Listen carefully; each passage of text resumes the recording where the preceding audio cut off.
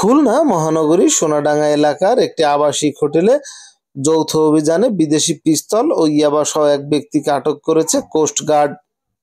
শনিবার 12 জুলাই রাত 11টার দিকে সোনাডাঙ্গা থানাধীন একটি আবাসিক হোটেলে অভিযান চালিয়ে মাদক ও অস্ত্র ব্যবসায়ী এক ব্যক্তিকে একটি বিদেশি পিস্তল, 5 রাউন্ড গুলি, আনুমানিক 2,37,000 টাকা মূল্যের 474 পিস ইয়াবা সহ আটক করা হয়।